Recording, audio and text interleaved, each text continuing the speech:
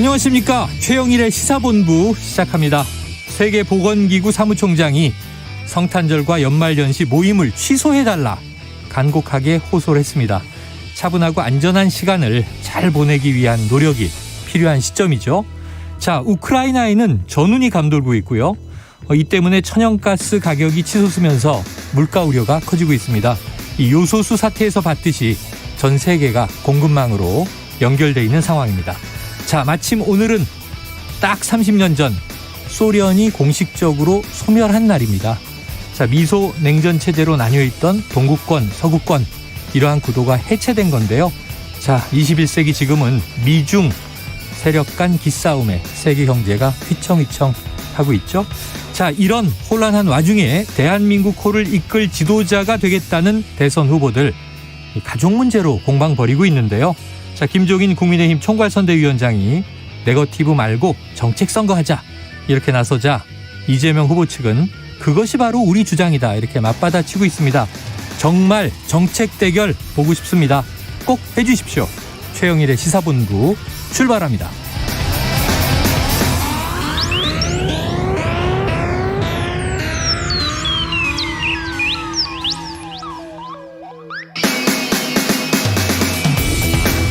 네, 1부에서는요. 오늘의 핵심 뉴스를 한입에 정리해드리는 한입뉴스 코너 기다리고 있고요. 2부 10분 인터뷰. 자, 그동안 국민의힘에 대해서 비판해온 페미니스트 정치인이죠. 그런데 이제 국민의힘 새시대 준비위원회로 합류해서 큰 화제를 모은 신지의 국민의힘 새시대 준비위원회 수석 부위원장과 인터뷰를 나눠보겠습니다. 그리고 이어서 최평과 불사조 기자단 그리고 IT본부가 준비되어 있습니다. 자, 한 입에 쏙 들어가는 뉴스와 찰떡궁합인 디저트송 신청 기다리고 있으니까요. 오늘 뉴스에 어울리는 노래가 있으면 문자 샵 9730으로 자유롭게 보내주시기 바랍니다. 오늘의 디저트송 선정되신 분께는 별다방 커피 쿠폰 보내드립니다. 짧은 문자 50원, 긴 문자 100원입니다.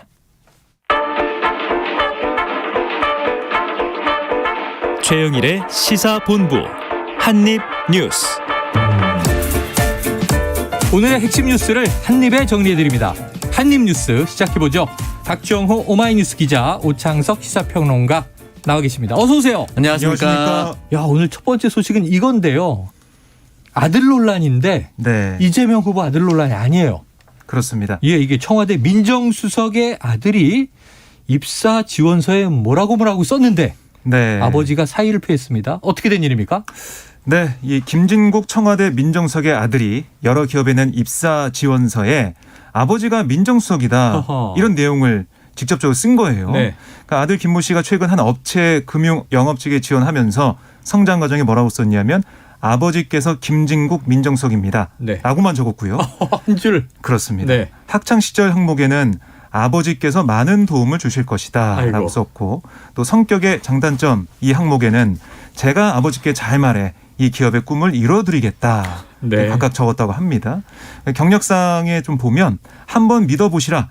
저는 거짓말하지 않는다. 제가 이곳에서 날개를 펼칠 수 있도록 도와달라. 이렇게 썼고 네. 지원 분야는 금융 영업, 희망 연봉은 3,500만 원에서 4천만 원을 적었는데 김 씨가 이게 한 군데가 아니라 기업체 5곳에 동일한 내용의 입사 지원서를 제출했고요. 네. 또 이들 기업들도 모두 김 씨에게 연락을 했다고 합니다. 어쨌든 이 김 씨가 이 업체들에게는 취직을 하거나 이런 건 아니고요. 김 씨가 이 김 수석의 지위를 이용해서 부당하게 취업하려 한 게 아니냐 이런 지적이 나왔고 그러니까 절차적 정당성을 지키지 못한 채 소위 아파 찬스 이걸 쓴 게 아니냐. 네. 편법 취업을 노린 게 아니냐 이런 얘기가 나왔고요. 또 김 씨가 이력서에 기재한 학력도 허위인 것으로 알려졌는데 2018년 3월 용인대 격기지도학과 졸업했다고 썼지만 해당 학과를 졸업하지 못한 채 다른 대학으로 옮겼다가 자퇴하는 것으로 전해졌습니다. 네. 어쨌든 이 문제 이력서들은 모두 회수했고 면접도 보지 않았다라고 주장한 김 씨는 왜 그랬냐 물어봤더니 너무 취직을 하고 싶었다. 그래서는 안 되는데 제가 미쳤었나 보다 이렇게 해명을 했습니다. 이와 관련해서 김수석 언론과 한 통화에서 아들이 불안과 강박 증세 등으로 치료를 받아왔다. 있을 수 없는 일로 변명의 여지가 없고 진심으로 사과드린다. 이렇게 말을 했고요. 결국 김수석이 오늘 아침 출근하자마자 사의를 표명을 했습니다. 문재인 대통령 김수석의 사의 즉시 수용했습니다. 자, 이게 아들의 이력서, 입사 지원물이에요. 참 이게 별난 일입니다. 왜냐하면 요즘에 이렇게 적는 청년이 어디 있습니까? 네. 이게 저희 오평론 의원님 어떻게 보세요? 어떻게 된 상황으로 해석해야 될까요? 일단 뭐 이 상황에 대해서 처음에 이제 MBC 단독 보도가 나왔고 네. 그리고 그에 대해서 해당 기사 내용을 봤을 때는 사실 굉장히 놀랐습니다. 네. 그러니까 말씀하셨다시피 이렇게 이력서를 쓰는 경우는 없다고 보시면 될 것 같고요. 그리고 특히나 요즘 같은 경우는 가족 관계란이 사라졌습니다. 블라인드 면접이잖아요. 네. 서류도 그렇고. 제가 2010년 초중반부터 면접이나 이력서 같은 걸 써봤는데 대학 졸업을 하면서 그 당시에도 이제 가족 관계를 쓰는 게 없어졌거든요. 그러니까 부모가 무엇을 하는지 이를 쓰지 말라고도 회사에서 권고했습니다. 그 이유가 무엇이냐면 회사 임원으로 존재하는 부모가 있을 경우에 부모 관계를 만약에 KBS의 사장 이런 식으로 부모 관계를 써버리면 사실 KBS에 지원하는 사람들 또는 KBS의 면접관도 위축이 될 수 있거든요. 그렇기 때문에 회사에서도 쓰지 말라고 하고 지원자는 당연히 안 쓰는 것이 관례가 되었는데 이렇게 역행했다는 것이 굉장히 놀라웠고 지금 기사화되진 않았지만 네. 김진국 전 민정수석이라고 이제 표현을 하겠습니다. 네. 전 민정수석의 아들이 좀 몸이 좋지 않다. 뭐 이런 이제 글들이 돌아다니고 있는데 이거 정확하게 확인된 바는 아닙니다. 스스로 얘기하진 않았기 때문에. 전에 전재수 의원이 네. 이게 SNS에 올렸다고 해요. 친형의 글을 여기다 옮깁니다 하면서 그런데 그 이제 지금 확인되지 않았다고 말씀하셨는데 네. 그 아들이 이제 정신적인 질환이 있다라고 네. 하는 내용이 나와 있네요. 제가 확인되지 않았다는 표현을 쓴 이유는 본인이 직접 나와서 얘기하지 네네네네. 않는 선에서는 글을 공유한 것이 과연 팩트일 것인가라는 것이 좀 조심스러워서 그랬던 이게 것이고요. 또 그렇죠. 개인적인 굉장히 지극히 개인적인 문제인데. 네, 맞습니다. 이것이 질환에 대한 문제는. 네, 밝혀지는 것을 원했을까라는 생각도 좀 예. 드는데 만약에 사실인다 하더라도 만약에 그러한 상황이었다면 조금 더 케어를 했어야 된다 저는 생각이 듭니다. 네네. 네, 그런 부분에 있어서 미숙한 부분이 있었고 지금은 어쨌든 다른 제대로 된 이력서를 제출하고 다른 회사에 취업을 했다라고 하거든요. 네네. 그렇다면 앞에서 얘기했었던 전재수 의원이 공유했었던 그 글은 그럼 어떻게 되는 것인가? 이런 부분도 남아있기 때문에 함부로 그렇기 때문에 그럴 수도 있었다라고 얘기하기는 좀 어렵다. 그리고 네. 지금 올해도 그렇고 작년도 그렇고 전 세계적인 추세가 신입 공채를 안 뽑고 경력직으로 많이 전환을 했기 때문에 굉장히 채용 시장이 굉장히 얼어붙어 있습니다. 네. 그런 상황에서 이런 표현이 등장했다는 것 자체가 국민적 감정을 굉장히 자극할 수가 있고 이 부분에 대해서 빠르게 사표를 내고 사의를 수용한 것은 뭐 처신으로서는 나쁘지 않았다고 생각합니다. 이제 보면은 이제 이 문재인 정부 임기 마지막 민정수석 아니겠는가. 교체 이유가 없으니까. 그렇죠. 뭐 내년 특별한 일도 3월이면 없었고요. 대선, 네. 5월이면 이제 이취임 이렇게 된단 말이에요. 그런데 느닷없이 아들의 입사 지원서 문제가 좀 충격인데 그래서 지금 언론에서 재조명되는 게 문재인 정부의 청와대 민정수석 잔혹사다. 뭐 초대 수석부터 네. 조국 수석이었죠, 초대 수석이. 그렇습니다. 그리고 법무부 장관이 됐는데 지금 이제 굉장히 힘든 시기를 이제 겪고 있는 거고요. 네. 이런 대목 어떻게 보십니까? 사실 민정수석이란 자리가 네. 정말 요직입니다. 요직은 요직이죠. 고위공직자 인사검증도 그렇죠. 하고 직무감찰도 하고 이 대통령 친인척 관리 이런 업무를 하고 네네. 또 검찰, 경찰, 뭐 국정원, 국세청, 감사원 이 5대 사정기관을 총괄해서 이 기관이 생산하는 그런 정보 이런 것들을 뭐 대통령에게 보고도 하고 네. 그런 중요한 보좌 자리인데 말씀하신 것처럼 지금 5명의 민정수석, 김진국 수석까지 있었는데요. 사실 또 조국 수석은 2년 정도 했지만 그는 좀 어떻게 보면 단명을 좀 하고 있어요. 네네. 조국 수석도 민정수석 이후에 법무장관 가면서 네. 논란이 있었고 뭐 내로남불 네. 논란이 불거졌었죠. 그다음에 이제 김조은 전 민정수석이 이 조국 전 수석 뒤를 이었는데 기억하실 겁니다. 강남 이주택자 네네. 이 논란이 있었죠. 그때 이제 청와대가 다주택자 논란에 대해서 한 채만 남겨놓고 다 팔아라. 이 공직자들 향해서 그런 얘기를 했었는데 이 잠시 아파트를 시세보다 2억 원 넘게 비싸게 내놨다가 철회를 했어요. 그러다가 퇴직 시점까지도 집을 처분하지 않아서 네. 그때 유행했던 말이 직 대신 집을 택했다. 네. 이런 얘기까지 나왔었죠. 직책보다 그렇습니다. 집을 택했다 이런 얘기를. 네, 그런 얘기 나왔었고 네. 그다음에 3대 민정수석이 김종호 수석이었는데 네네. 이 지난해 말 추미애 전 장관과 윤석열 전 총장 사이에 좀 갈등이 있을 때 그걸 조율을 하다가 잘 안 된 네. 그걸 좀 책임지고 4개월 만에 물러났고요. 그다음에 신현수 전 민정수석이 4대 수석이었는데 추윤 갈등을 수습하려고 했지만 여기서도 뭐 여권과 검찰의 힘겨루기 국면에서 좀 물러나는 2개월 만에 결국 사퇴했던 그런 일이 있습니다. 알겠습니다. 김진국 수석이 3월에 임명돼서 한 취임 이후 9개월 정도가 됐는데 네. 말씀하신 것처럼 내년 임기 말까지 있을 걸로 예상이 됐지만 이번에 또 낙마를 하게 됐습니다. 지금 이 민정수석 잔혹사 얘기를 들어보니까 이 잔혹사라는 말이 과장이 아닌 듯하다. 정말 이제 험난한 과정을 겪었구나 하는 생각이 듭니다. 지금 이제 결국은 이제 오늘 사의가 받아들여졌으니까 네. 새로운 민정수석 정말 마지막 민정수석이 될 것인가 또 새로 선임을 해야 되잖아요. 네. 만약에 오창석 평론가가 네. 대통령이 되면 박정호 기자를 민정수석에 앉힙니까?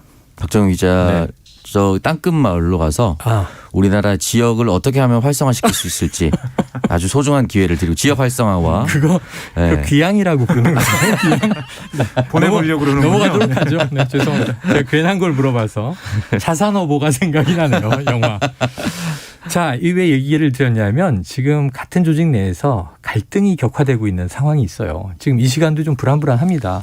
어제 시작이 됐는데 이준석 국민의힘 대표, 조수진 의원은 지금 또 최고위원이기도 하고 두 사람 다 선대위에 몸을 담고 있잖아요. 네. 자, 이런 상황인데 갈등이 격화되면서 이준석 대표의 SNS 글을 보니까 좀 심상치가 않았던 게 거취를 결정하라. 그렇습니다. 그리고 거취 여부와 관계없이 내가 떠나겠다. 뭐 이런 얘기들이 나와서 어떻게 되고 있는 상황이에요? 그러니까 이게 어제 이 국민의힘 비공개 선대위 회의에서부터 시작이 된 거예요. 네. 이 자리에서 이 조수진 이 단장이 공보 단장이죠 지금 윤석열 후보의 전원 형식으로 국민의힘 의원들의 적극적인 지원을 요청을 했어요. 그러니까 김건희 씨 관련 의혹에 대해서 네. 대처를 더 적극적으로 해야 된다. 뭐 그런 뜻의 요청을 했는데 그랬더니 이준석 대표가 거기서 공보단 부실 운영 문제를 지적하고 나왔습니다. 그러니까 이 대표는 일부 기사에 나온 윤핵관, 그러니까 윤석열 후보 측 핵심 관계자 이 익명 인터뷰 문제부터 해결하라. 공보 단장한테 그런 미션을 준 거죠. 네네. 그렇게 얘기를 했는데 그러자 조 단장이 나는 후보 지시만 따른다. 이렇게 얘기를 했어요. 네네. 근데 사실 이준석 대표가 상임선대위원장이거든요. 아니 직제상으로 보면 위에 상급자죠. 있는 거죠. 그래서 이 대표가 상임선대위원장이 아니면 누구 지시를 듣는다는 거냐라고 받아치면서 고성이 오갔습니다. 그러다가 이 대표가 정말 이 책상을 쾅 쳐서 이 소리가 밖에까지 들릴 정도로 네네네. 세게 치고 회의장 밖으로 나가버렸어요. 뛰쳐나갔어요. 그렇습니다. 네. 그래서 이 비공개 회의 과정에서 이제 소란이 벌어졌고, 근데 이게 끝이 아니었습니다.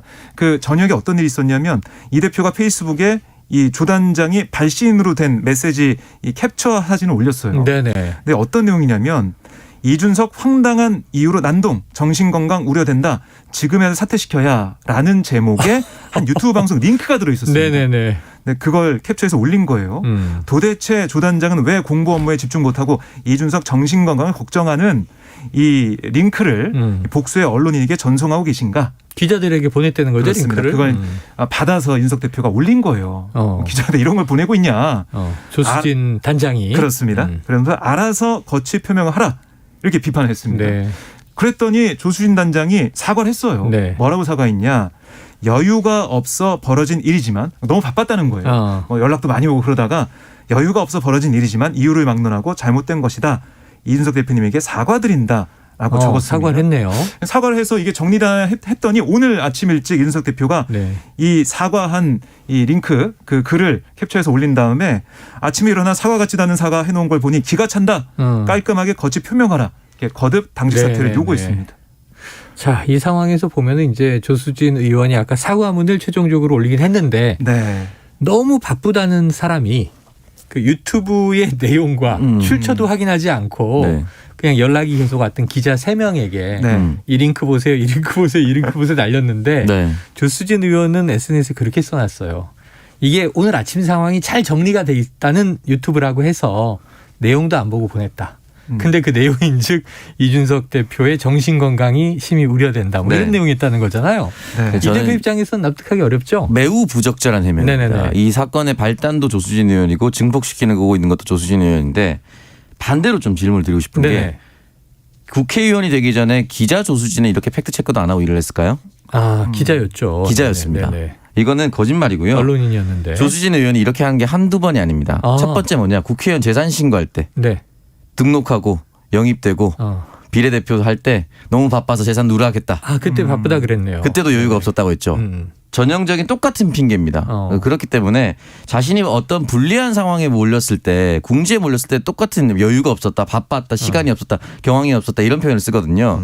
그러면서 할 건 다 하는데 중요한 거는 이 링크를 보내면 썸네일이라고 하죠. 네네. 해당의 대표 영상 장면이 캡처로 뜹니다. 네네. 그러면은 어떤 내용인지 몰라도 그 사진만 보더라도 유추할 수가 있거든요. 희화화된 건지 네. 비판하는 건지. 네. 그리고 이게 일반 국민들께서는 잘 모르실 수 있으나 보수 쪽에서는 굉장히 유명했었던 영상입니다. 네네. 가로세로 연구소가 올렸고 이 해당 영상이 뭐냐면 인터넷으로 돌아다니는데 분노 조절이 되지 않는 여아라는 제목의 어떤 여아이가 화를 주체하지 못하고 몸을 부르르 떠는 영상이 있어요. 그 영상에 이준석 대표의 얼굴을 합성한 거예요. 그래서 이거를 화를 주체 못하는 이준석이라고 해서 막 돌렸습니다. 그래서 보수 정당 또 국민의힘 지지자들한테는 엄청 많이 돌았던 내용이에요. 그 자체가 너무 유명했었던 영상이기 때문에 이걸 몰랐다라고 얘기하는 건 말이 안 되는 것이고, 몰랐다 하더라도 팩트 체크하지 않았던 전직 기자로서의 그 능력도 인정받지 못했던 것이고, 네. 이 바쁜 와중에 이런 걸 기자들한테 돌렸다는 것도 또 이해가 안 되는 겁니다. 그렇기 때문에 조순현 의원이 조금 더 깔끔하게 사과하는 것이 맞고, 직제상 최고위원 위에 당대표가 있습니다. 당대표를 조금이라도 인정하는 모습을 보여야 한다고 생각합니다. 이제 어떻게 될 것인가가 문제인데요. 지금 네. 오늘 이준석 대표가 오후에 기자회견 한다는 얘기가 있는데 맞습니까? 네, 4시에 기자회견이 예고돼 있습니다. 네네. 기자회견을 통해서 상임선대위원장 그만둔다 이런 얘기를 할 것으로 예상이 되거든요. 네네네. 그러니까 지금 지휘체계상 아무 의미 없는 자리가 바로 상임선대위원장 이 자리라는 거예요. 그러니까 조수진 단장이 나는 후보 지시만 따른다 이렇게 얘기를 했잖아요. 네네.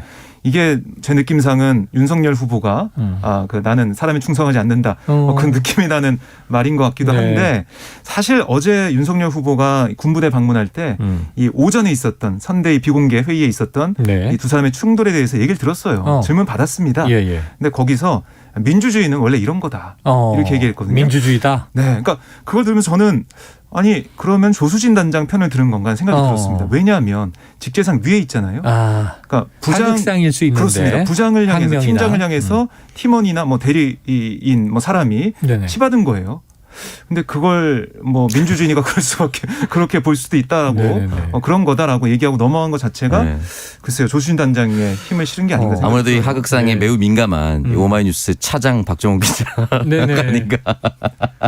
좀 그런 느낌이 개인적으로 들었고, 결국 이 윤석열 후보의 또 이 정치적 리더십이 어떻게 좀 발휘될까 봐야 될 것 같습니다. 그래요.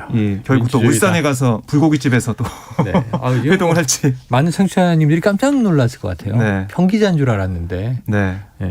당신 차장이었군요. 상당히 고위 간부였어요. 그렇지 않습니다. 차장 높죠? 네.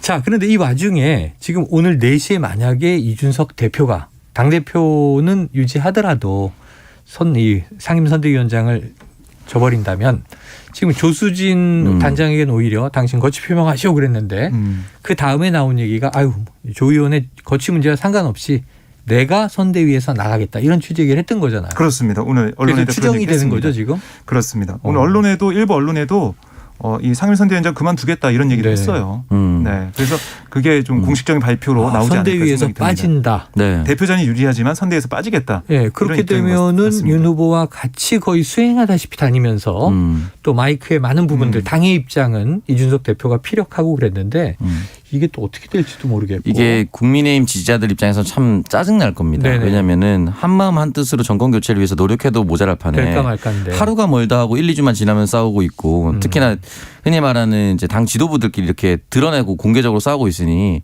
짜증날 수밖에 없고, 이게 사실은 높은 지지율의 저주입니다. 지지율이 이렇게 높지 않았다면 윤석열 후보가. 그리고 박빙 열세로 계속 시작했거나 좀 뒤처지는 거랬으면 이렇게 싸울 수 있는 시간이 없습니다. 그렇죠.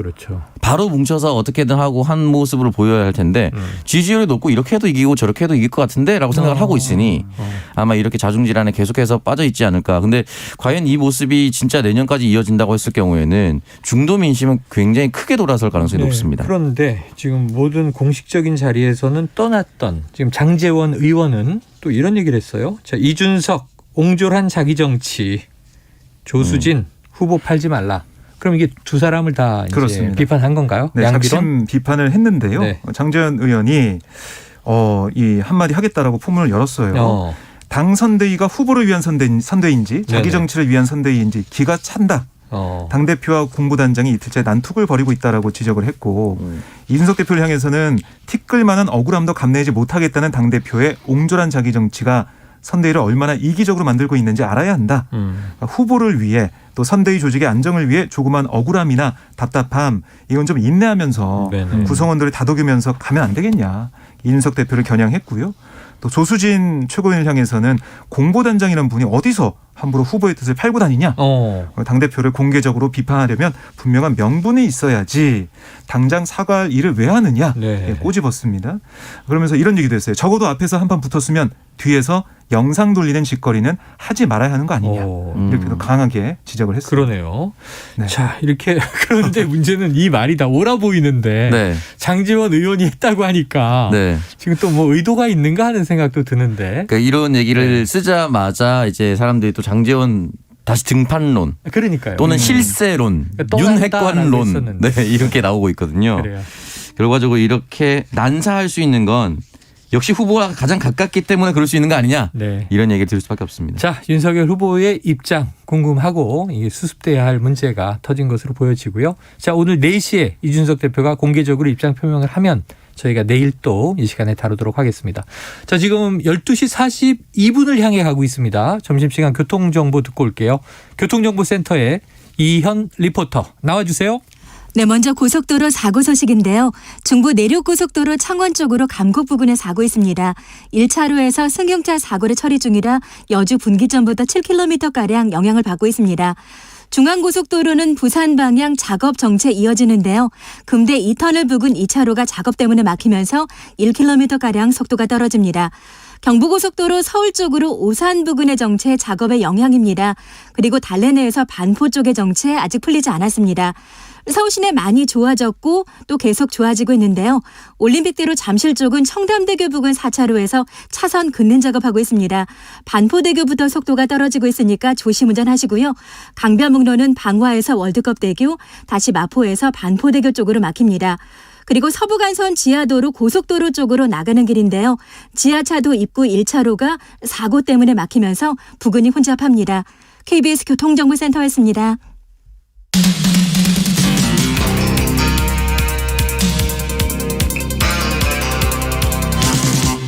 최영일의 시사본부. 네, 어제 제가 가장 놀란 뉴스 어제 말씀드렸었는데요. 페미니스트 서울시장으로 이제 후보 출마했던 신지혜 씨, 과거 녹색당이었습니다만 그다음에 이제 무소속 여성 정치 네트워크 소속. 그래 국민의힘에 입당했다. 이건 좀 파격인데 하고 놀랐어요. 그런데 지금 박 기자님 이게 네. 후폭풍이 나오고 있다. 이런 얘기는 뭡니까? 그러니까 지금 당 내에서 여러 가지 네. 비판이 나오고 있는데요. 갑론을박이 있어요. 그렇습니다. 강론을박이 있고 사실 어제 보면 하태경 의원도 그렇고 이준석 대표 같은 경우는 뭐 경고성 발언까지 했죠. 네네네. 이 당의 입장과 다른 얘기 나오면 제지하겠다 이런 얘기도 네. 했는데 이 오늘 보면 이 서울시당에 영입된 이경민 국민의힘 서울시당 부대변인이 윤석열 캠프에 합류한 이게 신지혜 대표를 향해서 몇 번 쓰고 버리면 된다 이런 또 발언을 해서 논란이 있기도 했습니다. 국민의힘 내에서. 그렇습니다. 네. 이경민 부대변인이 페이스북에 뭐라고 썼냐면 이 신지혜 대표가 일종의 생계형 팸이다라는 의구심은 사라지지 않는다. 자리만 좋은데 준다면 언제든지 국민의힘 쪽으로 투항할 준비가 됐다는 점이다라고 강하게 비판을 했어요. 그래서 누가 좀 영향을 행사하는 수준으로 소위 뜨면 국민의힘이 영입하고 다시 몇 번 쓰고 버리면 된다. 그러면 페미로서의 영향력은 사실상 소멸이다라고 주장을 했습니다. 네. 근데 뭐 이런 뭐 여러 가지 표현이 문제가 되면서 이 페이스북 계정을 비공개로 전환한 상태인데요.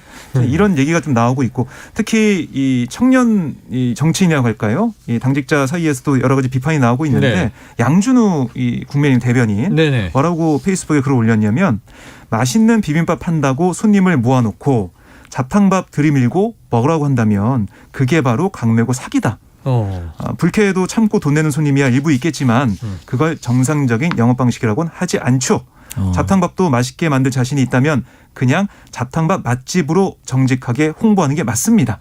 그러면서 물론 저는 비빔밥이 더 제 취향입니다. 강한 비판을 했네요. 네, 그러니까 강한 비판이 당 내에서 이렇게 터져 나오고 있습니다.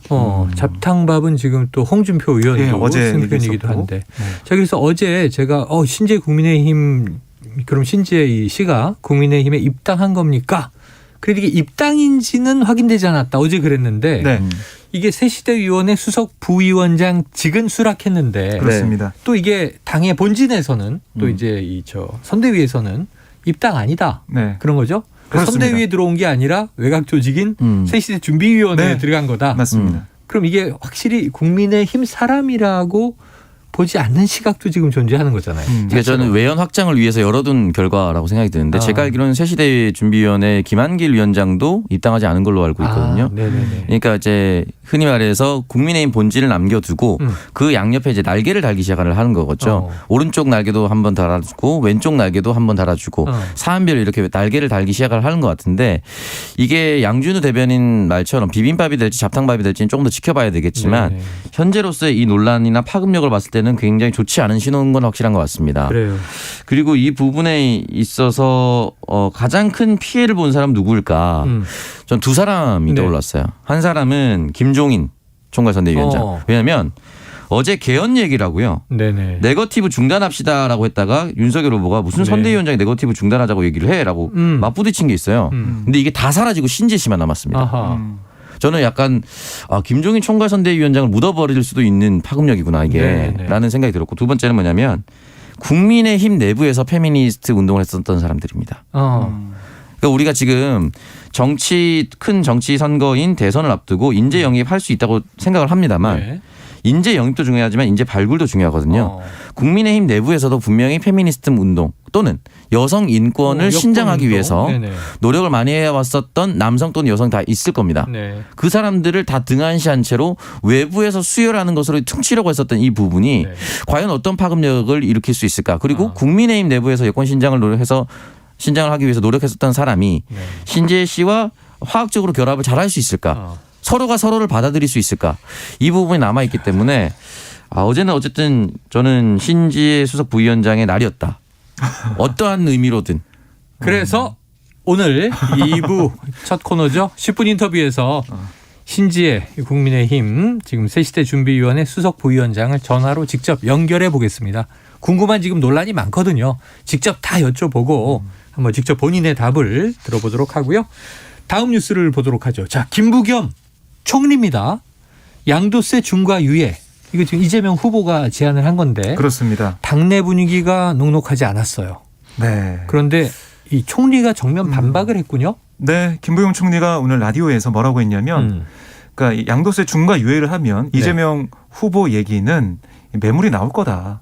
그러니까 퇴로를 열어주는 거다 이런 그렇죠, 얘기 했잖아요. 그렇죠. 네. 거기에 대해서 김 총리는 이 정부 정책에 전혀 동의하지 않았던 분들이 지금 여유를 준다고 해서 매물을 내놓을 거란 주장 납득하기 어렵다라고 반박을 했고요. 또 정부 정책의 신뢰가 떨어져서 정부 입장에서는 이거 동의하기 어려운 거다라고 비판도 했습니다. 네. 그러면서 이 양도세 중과 도입 시에 이미 5월 말까지 유예 기간을 줬는데 그때 정부를 믿고 주택을 처분한 분들은 피해를 본다. 이런 얘기까지 했어요. 네네. 그러니까 이게 정책이 바뀌지 않을 거라고 믿고 신뢰하고 거기에 따른 사람들이 피해를 보는 상황이 된다. 이렇게 설명을 한 거고요. 그러니까 매각하고 양도세를 내셨을 거 아니에요. 근데 문제는 지금 팔면 양도세를 늦게 밀어주는데 이런 얘기가 나올 수 있는 거죠. 그렇습니다. 그리고 이제 양도세의 중과 자체도 어떻게 바뀔지 모르니까 그렇죠. 사람들이 뭐 집을 내놓기도 그렇고 그렇죠. 또 살 사람들도 계속 미루게 되고 이런 상황까지 되는데요. 이런 김 총리의 언급은 청와대와 정부가 양도세 중과 유예 계속 반대 입장을 냈는데도 이재명 후보가 계속해서 소신을 굽히지 않고 있거든요. 이런 상황에서 오늘 또 이렇게 얘기를 해서 이재명 후보와 청와대 정부 간의 이 대립 더 심화되는 거 아니냐 이런 분석도 나오고 있습니다. 저는 이제 이거 보면서 결국 부동산은 심리가 굉장히 중요하지 않겠습니까? 맞습니다. 늘 그 얘기하죠. 부동산을 구하지 못한 제 입장으로서 그냥 말씀드리면 아직 집이 없는 거예요? 네. 부동산에 대해서 김부겸 총리가 정부 정책의 신뢰가 떨어져서라고 얘기를 했는데 현 정권의 부동산 정책에 신뢰가 있었나요? 네네. 중위값이 이렇게 올랐는데 지금 워딩을 김부겸 총리는 잘 써야 됩니다. 네네. 이제 부동산의 가격 급등은 현 정권에서 일어났어요. 그러니까 이 신뢰라는 표현은 어느 정도 부동산에 대해서 정책을 펼치고 자신감을 낼 수 있을 때 쓸 수 있는 표현이라고 저는 생각이 들거든요. 그리고 또 하나는 뭐냐면 가진 사람보다 네. 가지지 못한 사람이 심리적으로 더 위축되어 있고 더 많은 건 사실입니다. 그렇다면은 양도세를 유예해서 어느 정도 매물을 내놓게 한 것이 가지지 못한 사람들한테 심리적으로 더 작용을 크게 하겠죠. 당연한 겁니다. 근데 이 부분에 대해서 아직까지 이 민심을 읽지 못하고 양도세 너네 돈 벌었으니까 집 양도세 할 때도 세금 많이 내게 할 거야 라고 해서 만약에 그 사람들이 그러면 부동산을 가만히 놔두면 가격이 오를 테니 나 안 내보내 라고 하면 부동산 시세 차익을 그 사람들이 더 많이 가져갈 수 있는 것도 아닐까요? 그러니까 이것들 부동산에 대해서 여러 가지 심리를 생각을 했어야 되는데 네네. 여전히 가지지 못한 사람들을 가지게 할 수 있는 심리보다는 부동산을 가져서 시세 차익을 얻은 사람들을 벌하려고 하는 감정을 더 많이 내세우고 있는 건 아닌가 정부가.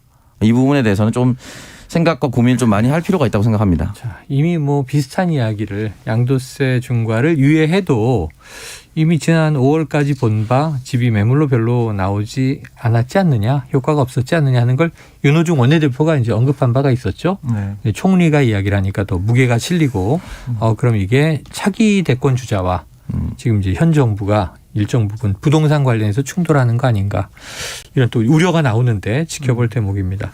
자, 끝으로 짧게 이거 너무 궁금해서 여쭤보는데 박 기자님께서 이 드라마 설강화 논란 네. 이게 뭡니까? 이게 설광하는 드라마가 지금 2회 정도 방송이 됐는데요. 시작된 거예요? 하고 그렇습니다. 있는 거예요? 네. 지난 18일 첫 방송이 됐고요. 이 내용을 보면 1980년대 민주화운동에 나선 대학생이 난파 간첩과 사랑에 빠진다. 이런 설정이에요. 네. 사실 이게 맨 처음에 줄거리가 시놉시스가 공개됐을 때 이게 역사 왜곡 우려가 있다라는 비판이 역사 있었거든요. 왜곡 우려. 그러니까 왜냐하면 이 간첩이 민주화운동을 주도한다는 그런 내용이 담길 거란 추측이 나오면서 비판이 있었고 물론 지금 운동권 학생이 간첩을 보호해준다는 설정만으로 문제가 된다라는 지적까지 나올 정도로 민감하게 시청자들이 반발을 좀 하고 있는 상황이에요. 네. 청와대 국민청원에 올라온 드라마 방영준지 청원 하루 만에 27만 명이나 모였었고요. 21일 지금 상황을 좀 보면 30만 명 이상이 동의를 했습니다. 많이들 동의를 하셨네요. 네. 그리고 이 지금 보면 광고 협찬 등으로 드라마를 지원한 기업들 연이어 사과문과 함께 지원 중단을 발표하고 있거든요. 업체들의 얘기를 들어보면 이 사전에 드라마 내용을 전달하지 못했다. 향후 방송분에서 제품 노출을 축소하는 방향을 조정하고 있다라고 밝혔는데 그래서 논란이 좀 이어질 것 같습니다. 이 드라마가 또 이제 어떤 반대 운동에 좀 종영한 경우가 없지 않기 때문에 네. 지켜볼 사안이네요. 자, 오늘 여기서 정리하겠습니다. 이 박정호 기자님, 오창수 평론가님 고맙습니다. 감사합니다. 고맙습니다. 네, 자 오늘 디저트송이요. 청취자 0542님 연말이고 크리스마스도 얼마 남지 않았는데 캐럴 듣기가 너무 어렵네요. 예전에 많이 들렸었는데 말이죠. 그래서 저희가 머라이어 캐리의 All I Want for Christmas is You를 들려드리면서 전 2부로 돌아옵니다.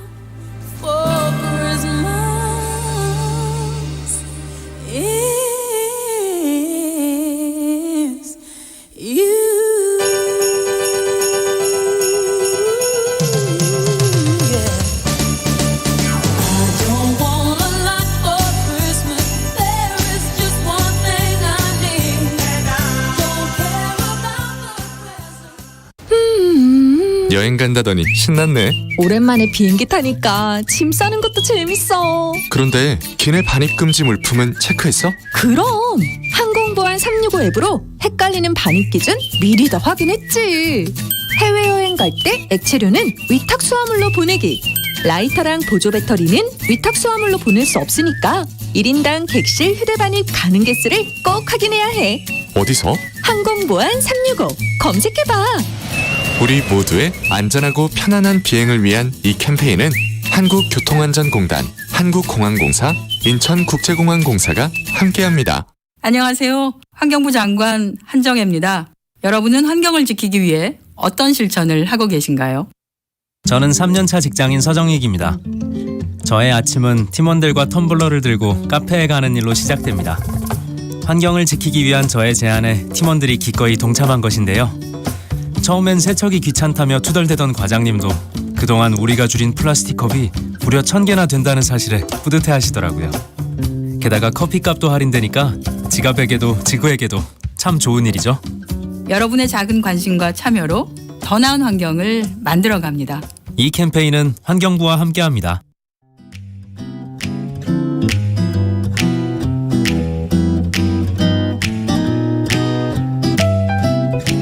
안녕하세요. 바른말 고운말입니다. 부동산 관련 뉴스에 보면 임대주택이나 임대아파트에 대한 내용을 자주 접할 수 있습니다. 그렇다면 임대주택은 거주자가 빌려서 사용하는 주택이란 뜻일까요? 아니면 소유자가 빌려준 주택이란 뜻일까요? 먼저 임대의 사전적인 의미를 보면 돈을 받고 자기의 물건을 남에게 빌려줌으로 돼 있습니다. 이렇게 볼 때 임대주택은 소유자가 거주자와 임대차 계약을 맺어서 집세를 받고 빌려주는 주택 또는 그런 목적으로 만든 주택을 말하니까 소유자가 빌려준 주택을 뜻하는 것입니다. 그리고 간혹 임대의 뜻을 잘못 알고 사용하는 경우가 있는데요. 다음의 대화 내용에서 무엇이 잘못됐는지 찾아보시기 바랍니다. 이 상가 건물에 가게를 임대하려고 하는데 보증금과 월세는 어느 정도나 할까요? 크기에 따라 다릅니다. 갖고 계신 가게가 어느 것인가요? 아니요. 저는 가게를 빌리려고 합니다. 네, 이 대화 내용에서처럼 빌려주는 사람이나 빌리는 사람 모두 임대라는 표현을 쓸 때가 있습니다. 하지만 빌리는 입장이라면 임대가 아니고요. 임차라고 하는 것이 맞습니다. 임차는 돈을 내고 남의 물건을 빌려 씀을 뜻합니다. 임대와 임차, 그리고 임대인과 임차인은 각각 상반된 표현이니까요. 혼동 없이 정확하게 사용해야겠습니다. 바른말 고운말 아나운서 변희영이었습니다.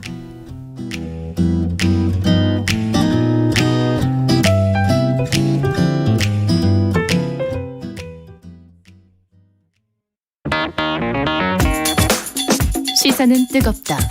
조직적으로 움직였다는 의심이 드는 사건입니다. 아니 정치 권력이 더 세죠. 두 번째는 뭐냐면 정말 진짜 그건 지금 대변이에요. 김용남 의원 때론 차갑게 식혀야 할 때도 있다.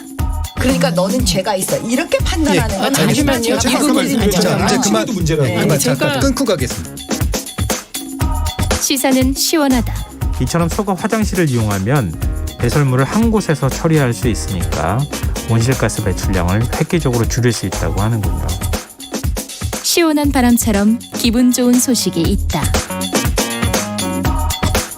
시사의 핫앤쿨 KBS 1라디오에 다 있습니다. 평일 저녁 7시 20분 정준희 교수의 KBS 열린 토론, 평일 밤 10시 5분 김성환의 시사야. 많은 청취 바랍니다.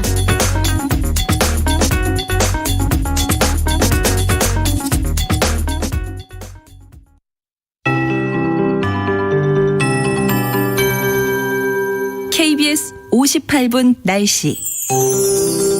하늘이 부옇게 보이는 지역은 공기도 탁한 상태입니다. 대기가 정체되면서 먼지가 계속 쌓이고 있고 국외의 미세먼지가 추가로 날아오고 있어 먼지 농도는 점점 더 높아지겠습니다.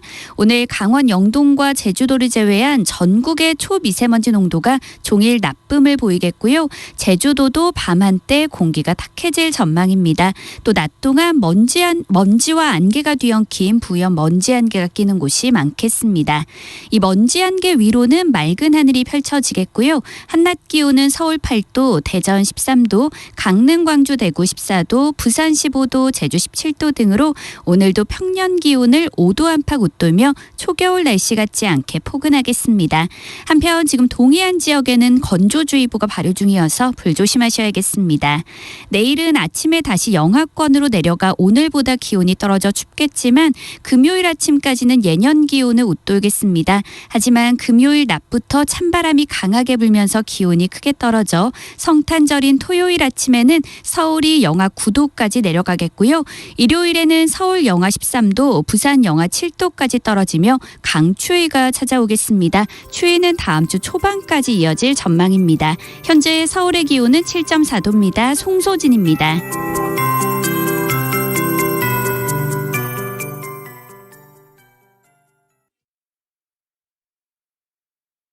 정성을 다하는 국민의 방송 KBS가 한시를 알려드립니다. AM 711kHz, FM 97.3MHz, KBS 1라디오입니다. HLKA.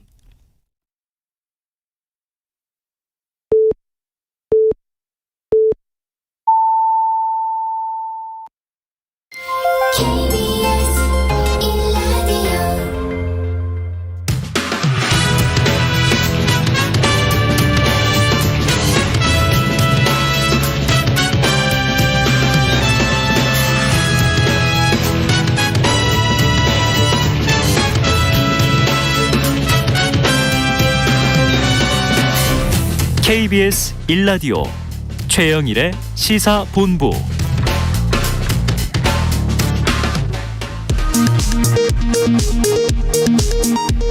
이 시각 라디오 정보센터 뉴스입니다.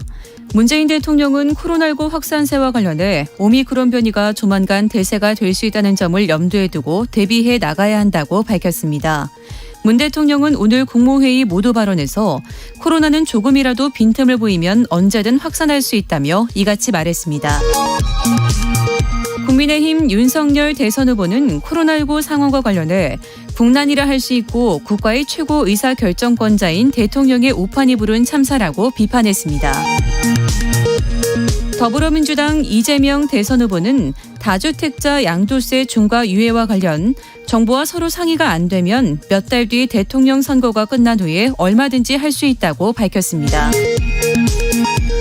코로나19 집단 감염이 발생한 충남 홍성교도소에서 수용자 7명이 추가로 확진 판정을 받았습니다.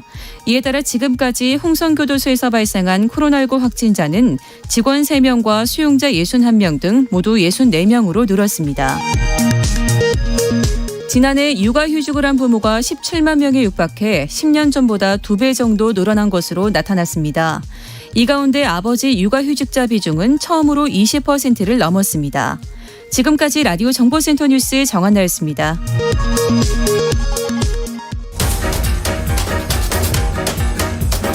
최영일의 시사본부 10분 인터뷰.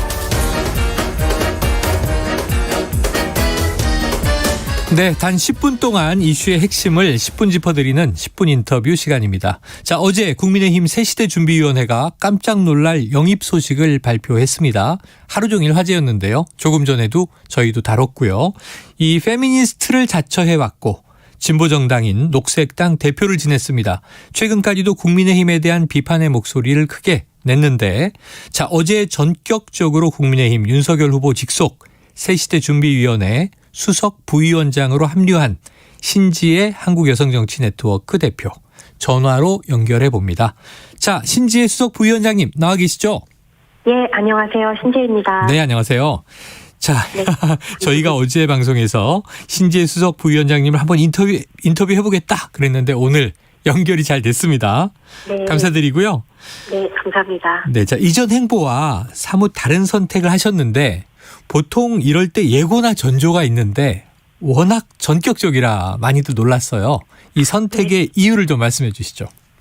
제가 지난 10월부터 제3지대의 운동에 입서 함께 정치하는 사람으로서 대선전환 추진위원회라고 하는 것을 만들어서 네. 제3지대 후보자들 간의 연정 같은 것들을 제안했었는데 점점 시간이 지나고 제3지대 후보자들의 연정이 좀 요원해진다는 판단을 하게 되었어요. 네.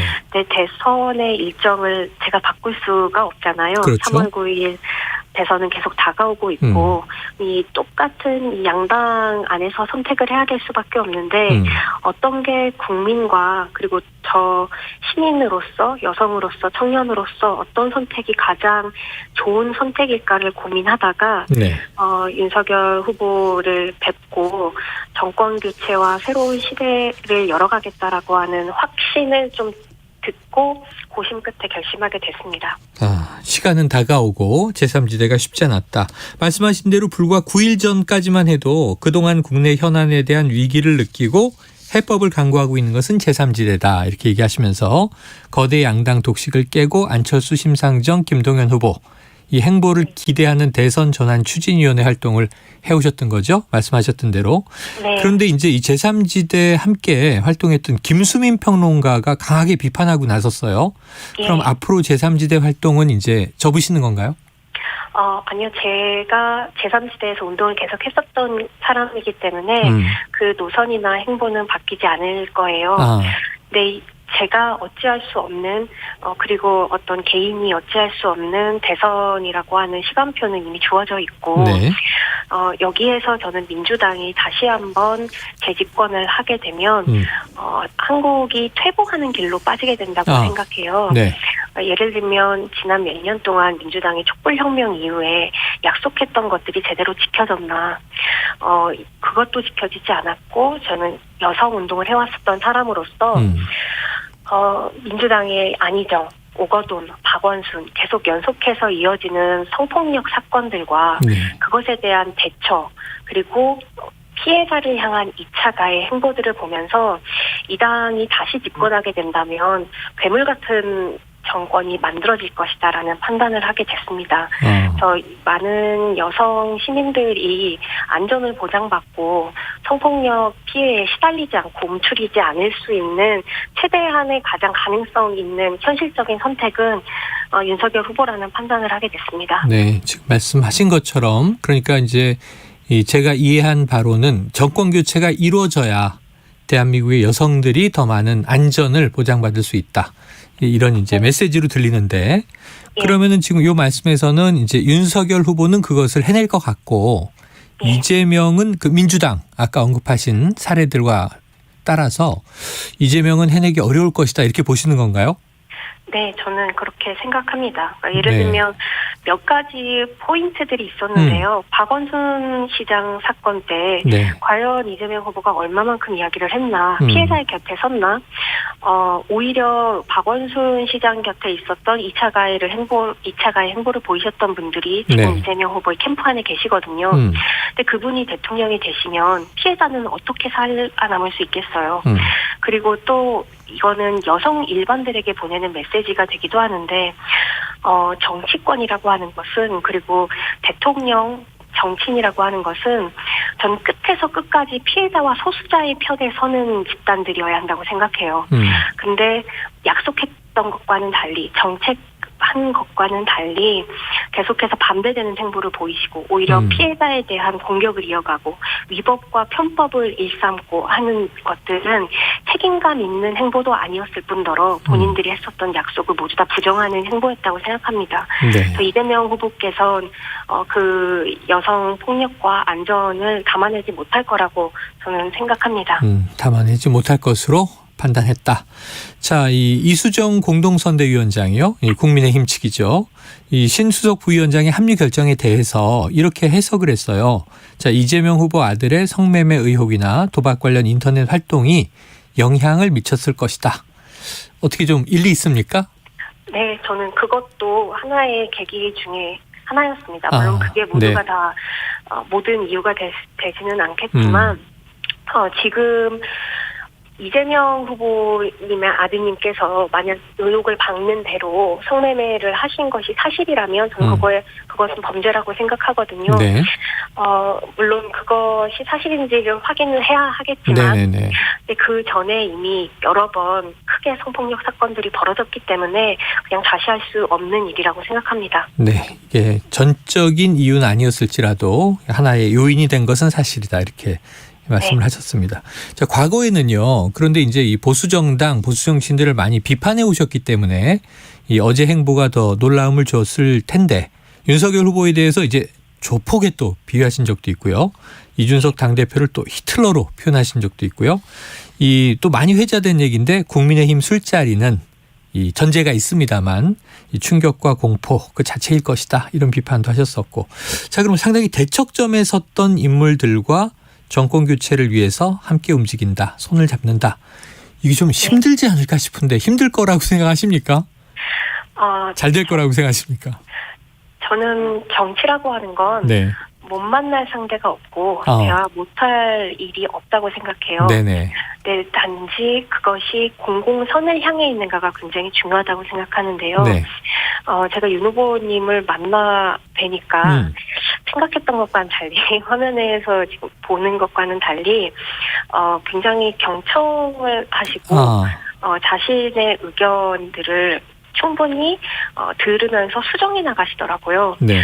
전 그건 정치인들한테 굉장히 필요한 유연함이라고 하는 중요한 덕목이라고 생각하거든요. 그래서 오히려 국민의힘이 예전에 생각했던 것과는 달리 좀 보수에 갇혀 있는 것이 아니라 국민을 대변하는 후보로서 그리고 또 이제 정치적인 그 집단으로서 거듭나고 있다라는 생각이 들었습니다. 그래서 저는 진보 쪽에 있는 사람이지만 새는 좌우의 날개로 날듯이 함께 논의해 나가면서 대한민국 국민을 위한 건전하고 건강한 토론들을 이어갈 수 있을 거라고 생각합니다. 네, 자 그래요. 새는 좌우의 날개로 날듯이 보수도 이제 이러한 또 신 부위원장 같은 분들의 조력이 필요하다 이렇게 이해가 되는데 그런데 불과 한 달 전에 트위터에 올리신 글이 이제 SNS에 올리신 글이 있어요.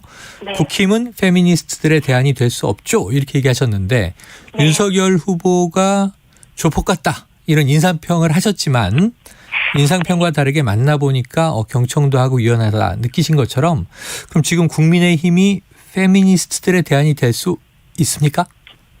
네, 제가 윤 후보님을 직접 만나 뵙고 고집을 부려서 제가 여기 들어오기 전에 새시대 준비위원회 들어오기 전에 좀 고집을 부려서 만나고 싶다고 말씀드렸어요. 네네. 저도 확신이 없고 아마 많은 국민들께서 생각하시는 것처럼 좀 염려하는 부분들이 있기 때문에 근데 직접 만나 뵈니까 오히려 굉장히 순박하고 굉장히 담백하고 명쾌하신 부분들이 있더라고요. 정치인이 되다 보면 사실 저도 그런데 말을 조심하게 되고 내가 생각했었던 이야기들을 보단 지지자들이 듣고 싶어하는 이야기를 하게 되고 점점 이렇게 가면을 쓰게 되는데 윤석열 후보님 같은 경우에는 그건 장점이기도 하고 또 어떤 분들께는 단점이기도 하겠지만 가면을 쓰신 분은 아니시더라고요. 그래서 제가 너무 화면만 보고 그분의 덩치만 보고 조폭 같다라고 생각했던 건 아닌가 해서 제가 죄송하다고 말씀드렸습니다. 그러니까 이제 아주 간략한 스케치 그 사람의 이제 인상을 보고 평했던 건데 그것은 사과할 만하다. 자, 그런데 이제 이게 정치가 말씀하신 대로 물론 정치인이 또 포커페이스가 돼야 할 때가 있는 거죠.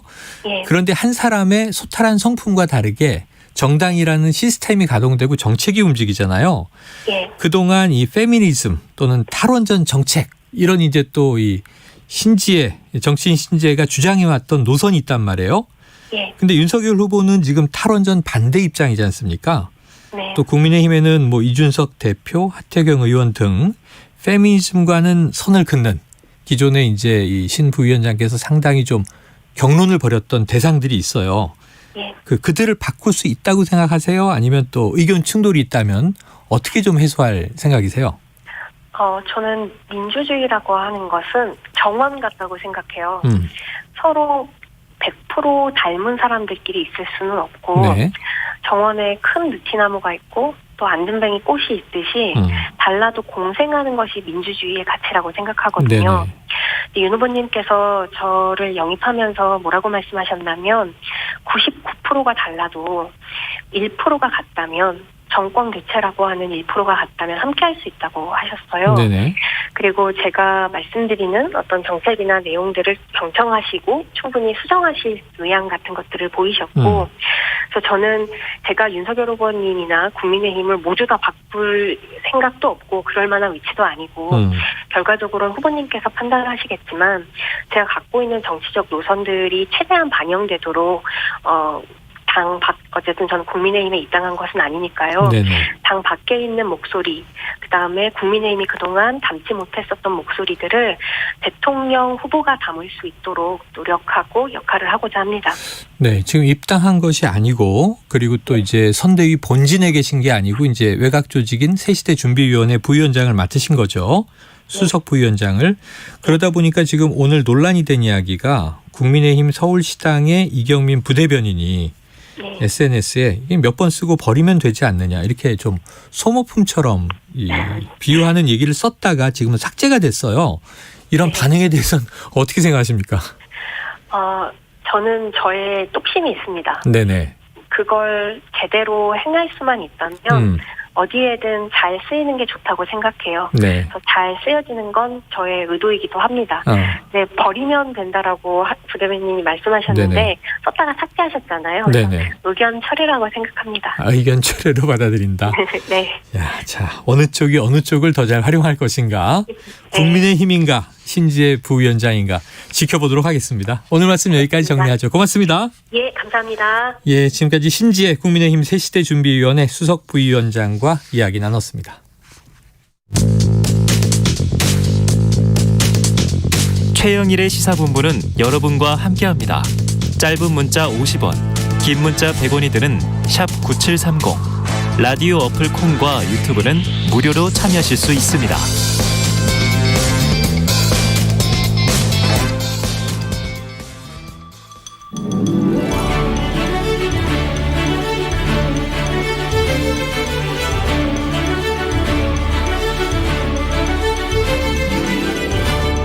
네, 매주 화요일 여야 정당 출입 기자들과 정치권 취재 이야기, 특히 뒷이야기를 정말 고퀄로 듣게 되는 코너입니다. 최평과 불사조 기자단. 자, 야당 출입하는 경향신문의 박순봉 기자, 여당 출입하는 세계일보의 최영찬 기자 두 분 나오셨습니다. 어서 오세요. 안녕하세요. 안녕하세요. 네, 자, 박 기자님 오늘 제가 몰랐는데 휴가 중이시라면서요. 네, 지금 연차를 좀 소진해야 돼가지고 써놓은 연말이니까. 상태인데. 네. 그럼 이번에 쓰면은 올해 연차는 다 끝나요? 아니요, 좀 많이 남았습니다. 많이 남았어요? 올해 다 못 쓰겠네요. 네, 하여튼 뭐 남은 기간 동안 최선을 다해서 써야 되고. 요즘 2월 안 되죠. 네, 2월이 안 되죠. 이제 12월까지는 다 써야 되죠. 끝이죠. 네. 자, 휴가 중에 이렇게 출연해 주셨습니다. 취재를 안 하신 거 아닌가 그럼? 그런데 또 청취자들 분들 뵈야 되니까 오전 내내 취재를 하다가 왔습니다. 그래요. 아이고 감사합니다. 자, 후배들의 또 기사거리를 막 뺏어 오셨을지도 몰라요. 자, 지금 국민의힘 이준석 대표와 같은 당 조수진 최고위원의 정면 격돌, 이게 지금 이 시간 화제입니다. 오후 4시, 지금 1시가 좀 넘었으니까 뭐 3시간도 채 남지 않았는데 이준석 대표 긴급 기자회견이 예정돼 있어요. 네. 이게 좀 복잡한데 이 상황을 좀 어떻게 이해해야 되는지 박순봉 기자님이 한번 정리해 주시죠. 네, 일단 어제 오전 상황까지는 많이들 들으셨을 것 같아가지고, 그러니까 그 비공개 그 중앙 선대위 회의에서 고성이 두 오갔다. 사람 사이에 고성이 오갔고 이 대표가 결과적으로는 책상을 쾅 치고 문을 나서면서 이제 회의가 종료가 됐었잖아요. 근데 이제 그때 논란이 됐던 거는 바로 윤핵관 기사입니다. 윤핵관이라는 거는 윤석열 후보 핵심 관계자 기사인데 이 기사를 거론을 하면서 이준석 대표가 조수진 최고위원이기도 하고 선대위 공보단장도 같이 맡고 있거든요. 공보단장한테 공보 역할을 좀 잘해달라 이런 식으로 당부를 합니다. 일단 그 기사는 어떤 거냐면 지금 김건희 씨 관련된 의혹에 대해서 국민의힘 선대위가 잘 대응을 하지 못하고 있는데 그 이유가 이준석 대표하고 김종인 총괄 선대위원장 때문이다. 특히 이준석 대표 같은 경우에는 홍보미디어 본부장직을 맡고 있는데 여기서 물러나야 된다 이런 식으로 관계자가 얘기했다라는 보도예요. 내부 근데 이걸 관계자가. 거론을 하면서 이준석 대표가 이런 것들은 좀 잘 정리를 해야 되지 않겠느냐 이런 취지로 얘기를 했는데 문제는 여기에 대해서 조수진 최고위원이 이제 알겠다라고 한 게 아니고 내가 왜 그쪽의 명령을 들어야 되느냐 이렇게 얘기를 했고 그러니까 이준석 대표가 나는 상임선대위원장이다. 이제 총괄선대위원장 바로 밑에 자리잖아요. 이렇게 얘기를 하니까 즉 더 상급자라고 얘기를 한 거죠. 그랬더니 조수진 최고위원이 나는 후보의 말만 듣는다. 윤석열 후보 말만 듣는다. 이렇게 얘기를 하니까 결국 이준석 대표가 참지 못하고 이제 쾅 치고 나가는 그런 상황이 됐던 거고요. 근데 이제 이후에 조수진 최고위원이 기자들하고 만나서 어제 상황이에요. 오늘 일어난 일은 다 제 잘못이다. 다 제 탓이다. 이렇게 얘기를 했어요. 그러니까 일종의 사과를 했습니다. 그래서 일단락이 되는 줄 알았는데 어젯밤에 또 이준석 대표가 다시 페이스북에 글을 올려요. 어떤 내용이냐면 도대체 조수진 공보단장은 왜 공보 업무에 치중을 하지를 않고 이준석의 정신건강을 걱정하는 가로세로 연구소 링크를 복수해 언론인들에게 전송하고 계시느냐 이런 글을 올립니다. 그리고 여기에 덧붙여가지고 그냥 알아서 거취 표명하시라 이렇게 또 써요. 즉 물러나라라는 거예요. 그렇죠. 거취 표명하라는 게. 여기서 물러나라라는 건 이제 공보단장직을 얘기를 하는 거고요. 최고위원직은 물러날 수가 없고요. 근데 이 영상이 어떤 거냐면 제목이 이런 겁니다. 이준석 황당한 이유로 난동. 정신건강 우려된다. 지금이라도 사퇴시켜야. 이런 제목이 달린 가로세로 연구소 영상이었고요. 이거를 조수진 최고위원이 일부 기자들한테 보냈다라는 거예요. 링크를 보냈다는 거죠. 이렇게 또 공격을 하니까 조수진 최고위원이 어제 자정쯤에 다시 페이스북에다 글을 올려가지고 좀 해명을 해요. 뭐 정신이 없었고 바빴고 이런 얘기들이 좀 달려 있고 이후에 출입 기자 3명에게 전달을 했다. 여유가 없어서 벌어진 일이지만 이유 여하를 막론하고 잘못된 것이다. 대표에게 사과드린다 이렇게 얘기를 합니다. 근데 이 대표 쪽에서 굉장히 또 화가 나가지고 아침에 사과 같지도 않은 사과를 했다라고 하면서 이제 그 기자회견을 하겠다라고 일종의 승부수를 던진 거고요. 네. 지금 이 대표 쪽에서 얼마나 화가 나 있냐면 확보를 하고 있대요. 이제 3명 이상일 것이다라고 보고 기자들한테 좀 물어보고 있는 상황이거든요. 혹시 그런 문자를 받은 적이 있느냐, 뭐 카카오톡을 받은 적이 있느냐 이렇게 물어보고 있고 지금 이 조수진 최고위원은 윤리위 회복감이다 이런 식으로들 얘기를 하고 있어요. 네. 그런데 이게 참 어제 오늘 불과 이틀인데 긴박한 상황이 벌어졌고 여기에 등장하는 두 인물은 이준석 당대표와 조수진 최고위원, 선대위 내에도 참여하고 있습니다. 그럼 지금 조수진 의원이 좀 이 이준석 대표를 비방 공격하는 이런 행동을 한 것으로 지금 이해가 돼요. 이 두 사람의 상황을 정해 주셨는데 네. 왜 그런 거예요? 그러니까 이게 사실은 방금 말씀드린 거기에 이제 내용은 있어요. 네. 근데 그 이전부터 좀 앙금이 쌓여 있다라고 볼 수가 있는데 일단은 조수진 최고위원이 이런 얘기를 했다 그래요. 어제 선대위에서 이건 좀 그 앞선 얘기인데. 그러니까 이제 여러 가지 얘기들이 또 오간 와중에서 이제 가장 핵심적인 안건은 김건희 씨 의혹 관련해서 어떻게 대응할 것이냐 이 문제잖아요. 여기에 대해서 이제 조수진 최고위원이 후보의 얘기를 전달을 하겠다 이렇게 얘기를 했다라고 합니다. 비공개 최고위원한테요. 그래서 어떤 얘기를 했냐면 후보의 아내의 사과는 온전히 후보 몫이다. 그러니까 윤석열 후보가 이 아내에 관련된 얘기는 자신이 다 알아서 하겠다 이런 얘기를 했다라는 거고 이건 조수진 최고위원의 주장이에요. 네. 그리고 왜 우리 당 의원들은 도와주지 않느냐. 그리고 또 일부 의원들이 윤 후보한테 배우자 문제에 대해서는 사과를 해라 이렇게 조언을 했는데 이런 것도 많이 서운했다. 이런 얘기를 조수진 최고위원이 전달을 했다라는 거예요.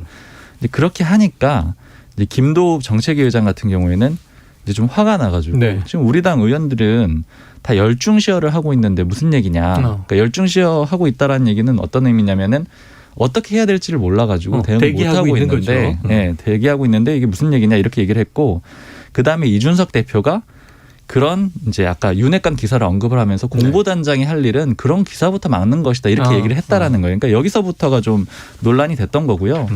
그리고 조금 더 취재를 해보니까 이준석 대표가 이런 지적을 했던 거는 그에 앞서서 선대위 회의가 있고 또 그에 앞서서 최고위원회의가 있었거든요. 근데 비공개 최고위원회의 때 공보단장이 제 역할을 못하고 있다 이런 논란들이 좀 있었다 그래요. 그래서 이제 이준석 대표가 총대를 메고 또 나서서 지적을 했던 걸로도 보입니다. 자, 이게 보면은 지금 배우자 김건희 씨 관련 의혹들이 쭉 퍼졌는데 이 두 입장이 충돌하는 것 같지만 또 비슷해요.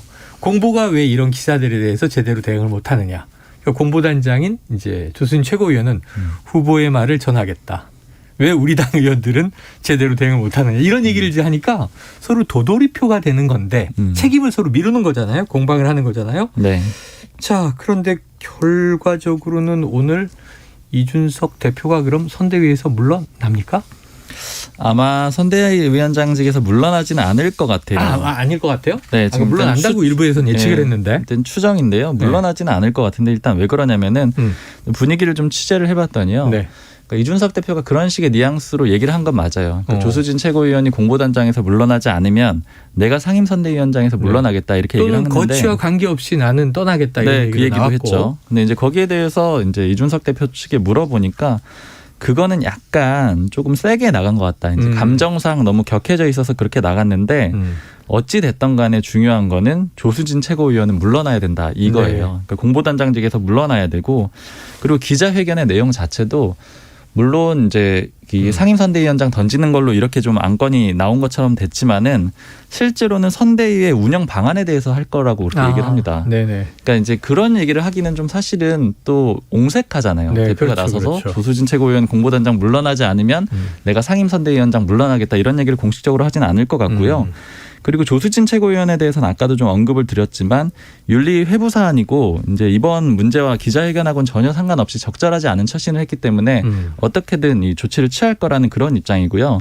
다만 이제 조수진 최고위원이 강하게 버틸 가능성이 있어요. 네네. 이렇게 될 경우에는 이준석 대표가 일종의 벼락끝 전술을 사용할 가능성도 있죠. 근데 그렇게 되더라도 아마 저는 이제 사퇴까지는 이준석 대표가 가지는 않을 거라고 보는 게 일단 김종인 이 총괄선대위원장이 원만하게 조율하기를 원하고 있거든요. 그러니까 이준석 대표 입장에서는 지금 결국에는 이게 근본적으로 선대위 운영에 대한 갈등에서 시작이 된 거잖아요.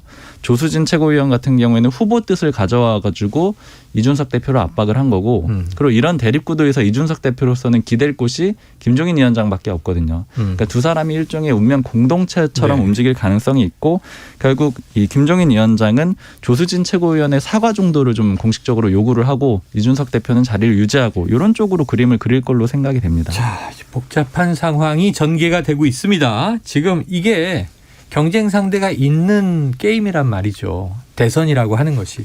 자, 민주당 선대위 쪽에서 지금 예의주시하고 있을 거예요. 지금 어제 오늘 계속 다뤄지고 있으니까. 최 기자님, 민주당 선대위 분위기는 어떻습니까?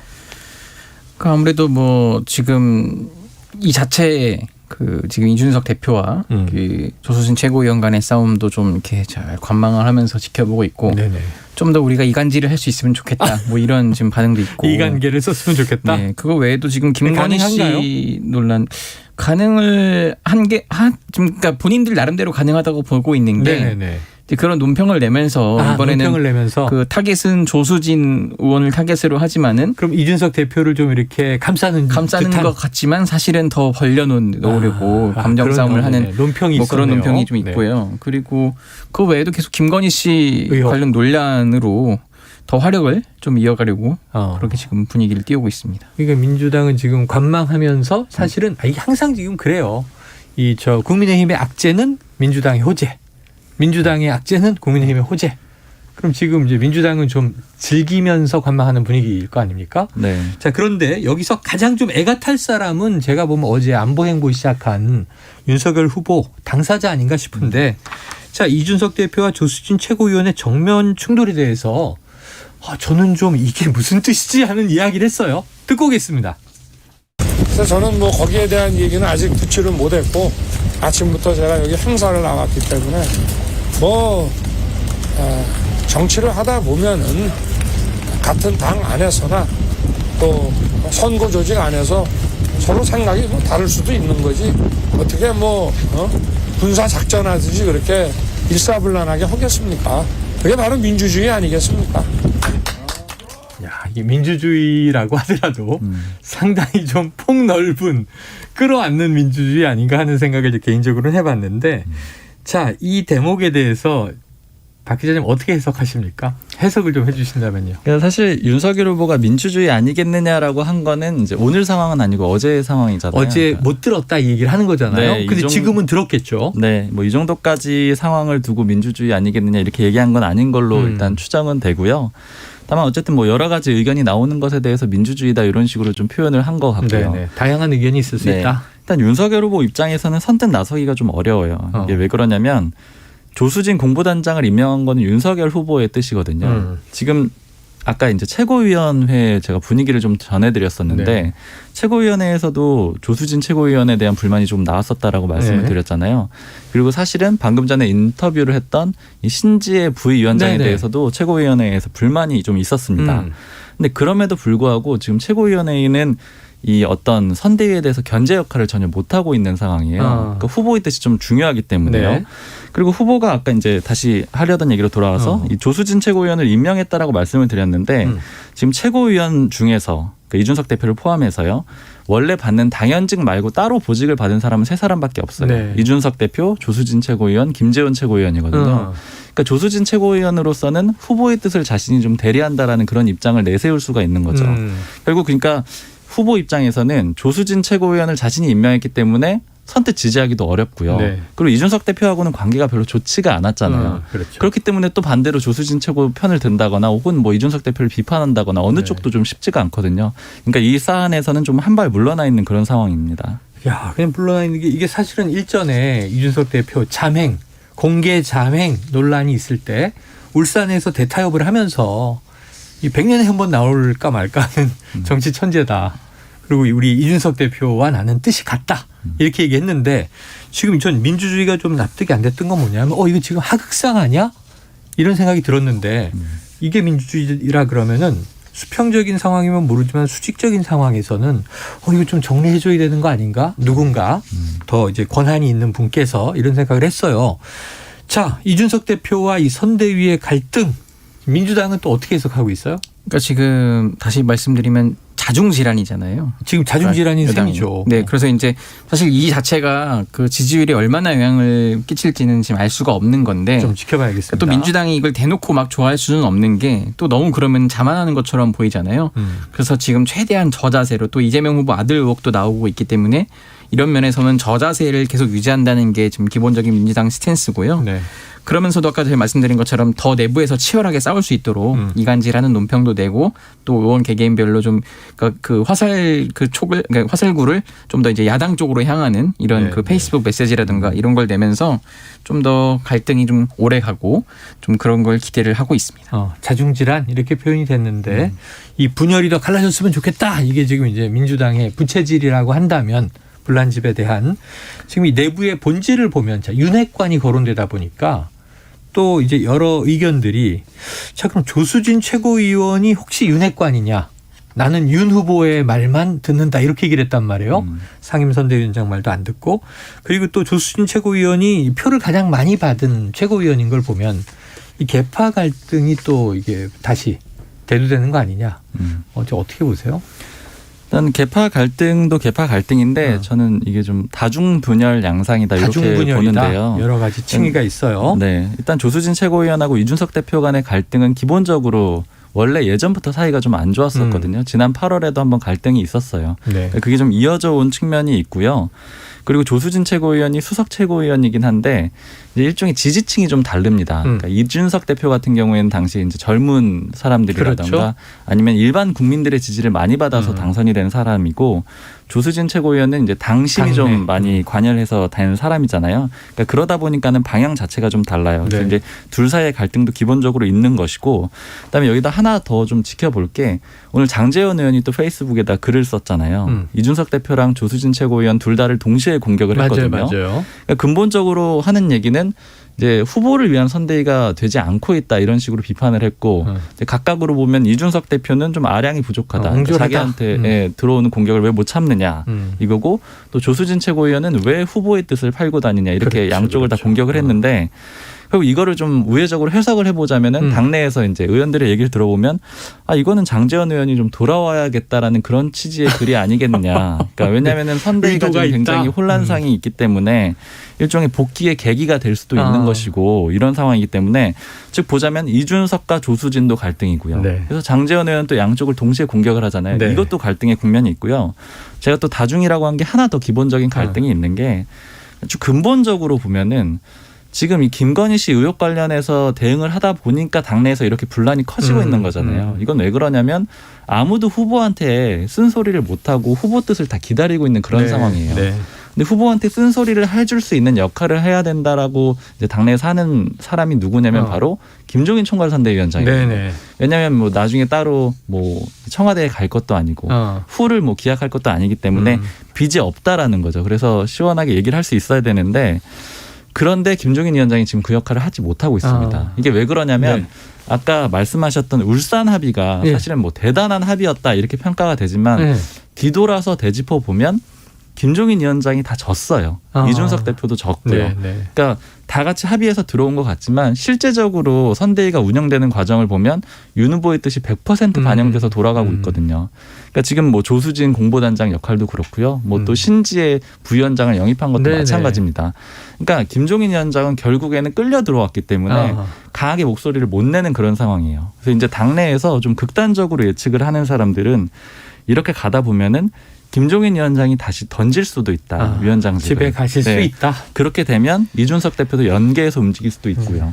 그러니까 이게 지금 여당에서 그래서 김건희 씨를 좀 공격하는 포인트가 있는 건데 한번 떠볼 수 있는 거죠. 지금 야당 선대위가 어느 정도 역량이 되고 어느 정도 수준인지를 떠볼 수 있는 게 그 둘 다 지금 후보 가족 리스크가 있는 그렇죠, 거잖아요. 양쪽 다. 이거는 후보가 직접 나서서 이만큼 가르마를 타주고 정리를 해줘야 좀 알 수 있는 영역이라는 거예요. 네. 왜냐면은 선대위 차원에서 물어봐도 후보자가 말하기 꺼려하면 더 이상 뭐 어떻게 할 수 있는 게 아니래요. 가족 영역에 있어서는.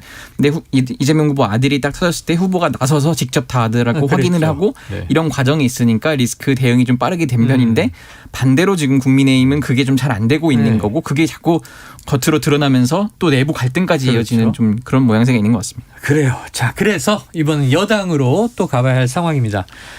여러 가지 이야기를 했는데 지금 더불어민주당 이재명 후보는요, 이 KBS 1라디오 주진우 라이브에 직접 출연을 했습니다.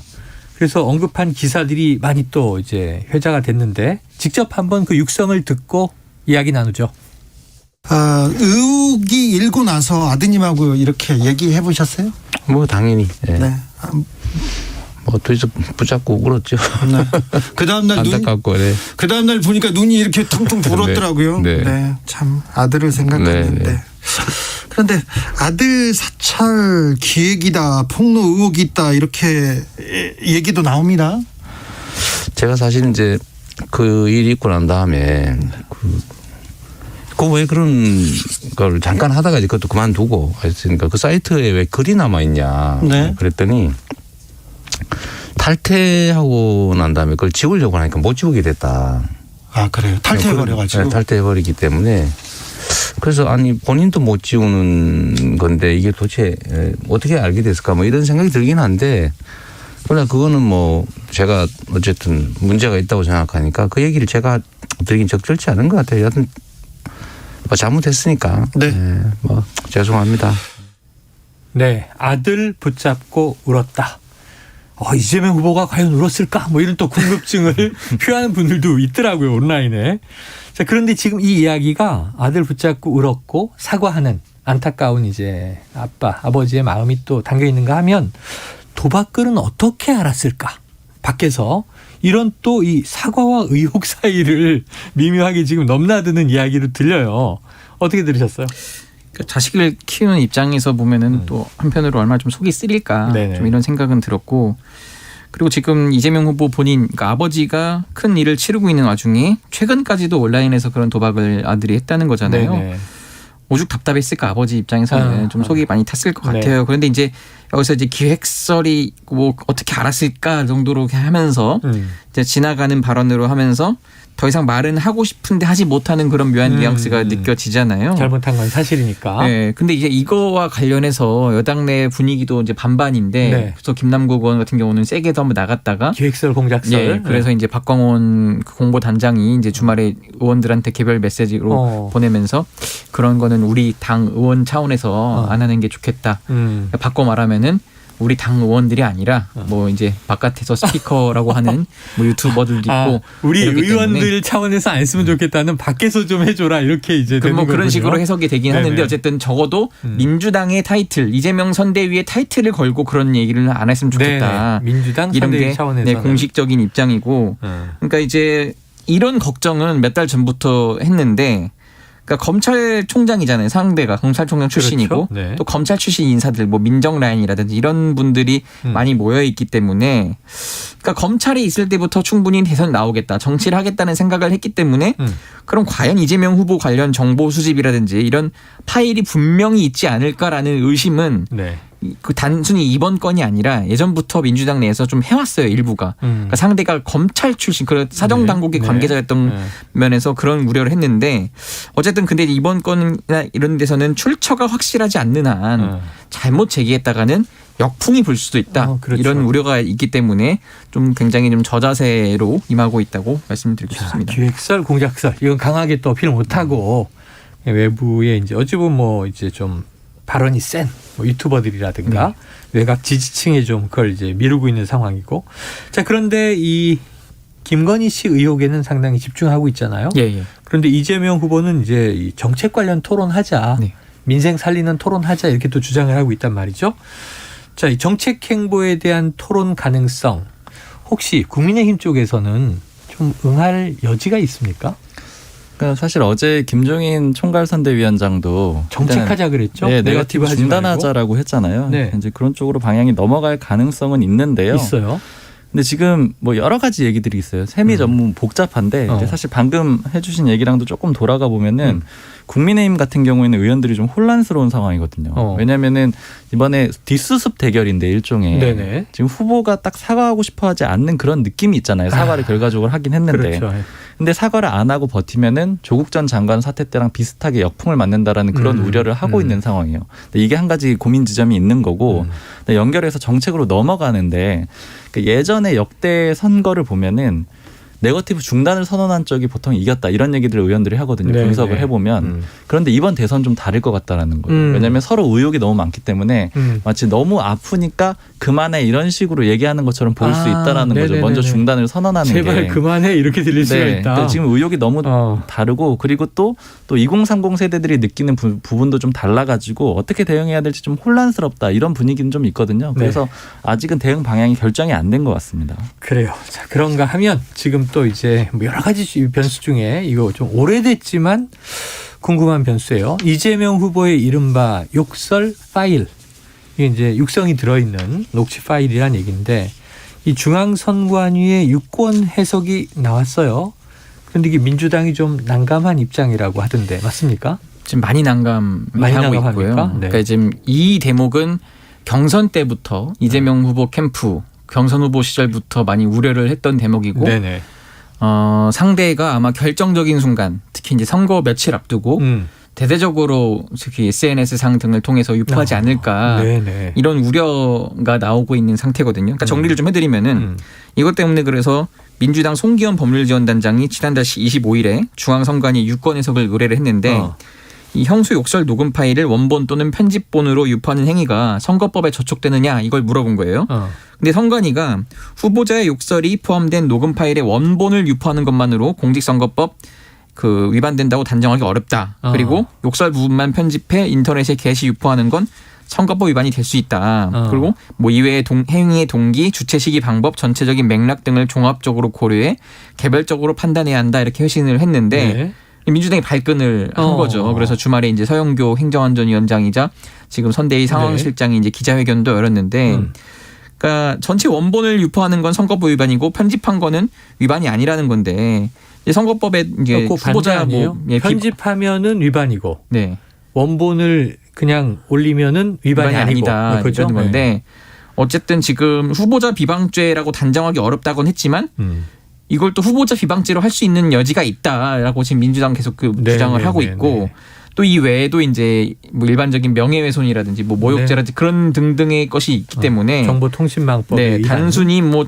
선거법상 그게 아니더라도 얼마든지 이거는 비방 및 낙선이 목적이라면은 맥락에 따라서 위법한 행위라고 할 수 있다. 굉장히 강력하게 지금 했고 이것 때문에 단호한 법적 조치를 예고했다. 이렇게 하는데 근데 또 지금 난감한 게 단순히 이제 뭐 예를 들어 보수 진영이라든지 극우 진영이라든지 이런 분들이 아니라 소위 친문을 표방한 뭐 집단이나 단체들이 막 지난 주말에는 부산에서 이렇게 차에 뭐 앰프를 이렇게 올려서 틀어놓고 계속 그런 행위들이 반복되고 또 결정적인 순간에 이제 SNS에서 유포가 돼버리면은 이재명 후보로 결국은 뽑아야겠다고 마음을 먹었던 분들이 투표장에 안 가거나 이렇게 좀 후보자들이 혐오하게 될까봐 바꾸거나 이런 거를 조금 노심초사하는데 그래서 자꾸 이제 이거를 인정을 하면서도 전체적인 맥락을 좀 다 봐달라. 이게 그럴 수밖에 없는 가족의 상황이 좀 내부자의 사정이 있다. 뭐 이런 식으로 좀 포장을 많이 하고 있는 상태입니다. 민주당의 고민을 이제 최 기자님 얘기하셨는데 그럼 또 반대로 이제 국민의힘에서는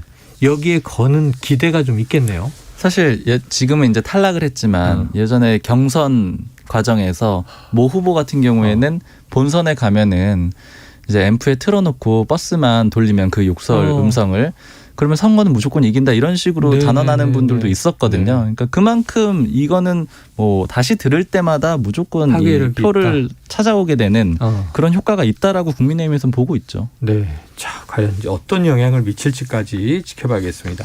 워낙 여러 가지가 한 일주일에 터져서요. 두 분이 너무 바쁘시겠지만 저희가 너무 착취하는 거 아닌가. 진행자로서 가슴이 아프지만. 준비해온 거를 다 못한 것 같아요. 저도 좀 다 못해가지고. 네. 시간을 늘려달라. 네. 이렇게 나오신다는 거죠? 알겠습니다. 자, 오늘은 여기까지입니다. 다음 주에 또 뵙고요. 박순봉 경향신문 기자, 최영창 세계일보 기자와 불사조 기자단 함께했습니다. 고맙습니다. 감사합니다. 감사합니다. Splish splash, I was taking a bath. Long about a Saturday night. Yeah. 점심 먹고 유쾌한 시사 디저트 한 입. 최영일의 시사본부. Well, I stepped out the tub and put my feet on the floor. I wrapped the towel around. 네, 시사본부 매일 이 시간 청취자분들께 드리는 깜짝 간식 선물이 있습니다. 오늘도 물론 준비가 돼 있는데 이건 정말 제가 좋아하는 거예요. 달콤한 붕어 아이스크림. 뭔지 금방 아시죠? 주제랑 좀 이어지는 그런 또 의미 있는 간식이라고 하니까 어떻게 이어지지 하고 한번 연결해 주시기 바랍니다.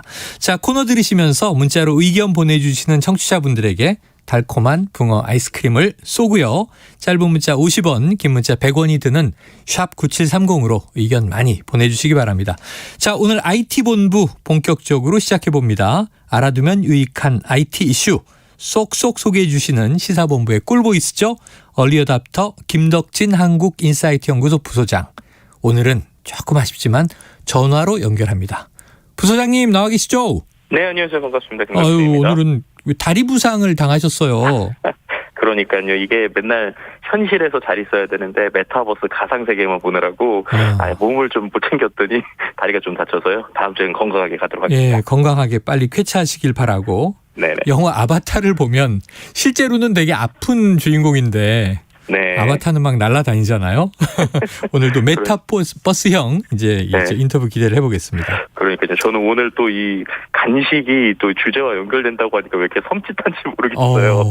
오늘 얘기가 또 여러 가지로 또 무슨 생각을 하시게 될지 또 미래일 것 같지만 와 있는 현재에 대한 좀 이야기를 좀 해보려고 합니다. 와 있는 현재. 자, 지난주에 요거 다루려다가 시간이 모자라서 일단 이번 주로 넘겼는데 너무 재밌고 흥미진진한 이슈라 세계적 갑부들이 시도하고 있다는 영생을 추구하는 기술, 이른바 불로장생 테크. 지난주에 얘기하고 있었잖아요. 네, 맞습니다. 뭐 세계 최고 부자인 아마존 창업자 제프 베조스부터 시작해서 다양한 실리콘밸리 CEO들이 인간의 불로장생을 연구하고 있는 뭐 유전자 편집 기술에 대해서 지난주에 좀 얘기를 했는데 맞아요. 오늘은 이제 지난주에 이야기 못했던 또 다른 기술인 냉동인간 기술 한번 이야기해보려고 합니다. 냉동인간. 네. 그래서 붕어 아이스크림이 연결된다고 해서 냉동 붕어하고는 좀 많이 차원이 다르지 않습니까? 그 냉동 붕어도 아니고 냉동 붕어 아이스크림인데. 그러니까요. 냉동인간은 좀 섬찟한데요. 이 영화에서는 봤던 것 같아요. 이 뭐 굉장히 이 먼 우주로 나가는 우주선에 우주인들을 이렇게 냉동시켰다가 도착하면 깨우는 이런 기술은 SF에서 봤는데 이런 기술이 정말 상용화 가능한 거예요? 실제로 국내에 이미 이런 냉동인간이 2명 존재합니다. 정말요? 네, 첫 번째 분은요.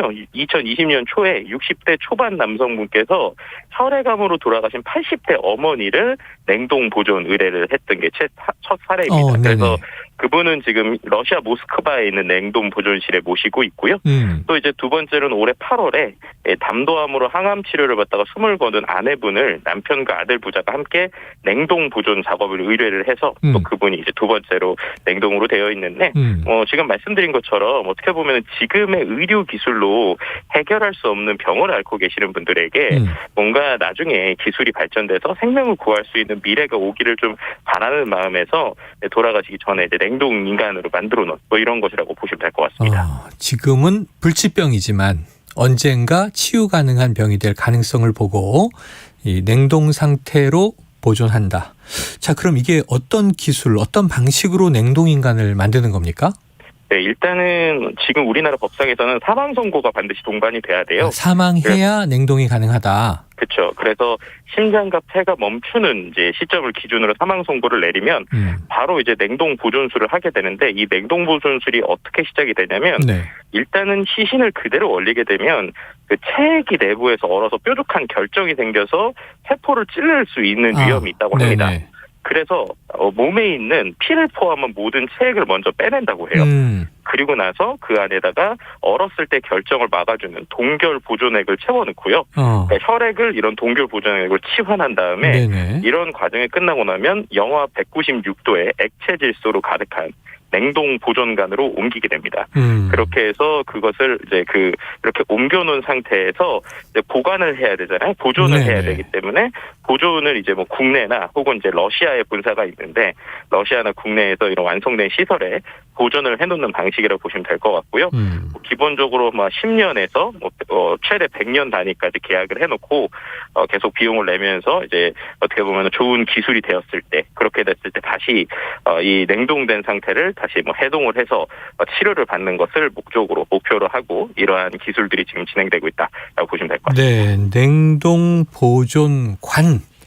냉동 보존을 하는 이제 이 사망 선고 이후의 방식도 의외로 복잡하고 이게 첨단 기술인 것 같고요. 10년 단위로 이제 100년까지 연장할 수 있다면 사실은 그 가족이나 후손도 다 또 사망하고 몇 대가 갈지 모르잖아요. 그렇죠. 그럼 이걸 대대로 이제 조상님의 냉동 보존 상태를 유지해야 될 텐데 이 비용도 꽤 들 것 같은데요. 네, 이제 예를 들면 국내에서 보존할 때는 기본적으로 한 1억 8천만 원 정도 기본으로 든다고 하고요. 러시아에서는 보관할 수 있는 시스템이 되어 있어서 한 1억 2천만 원 정도 있다고 합니다.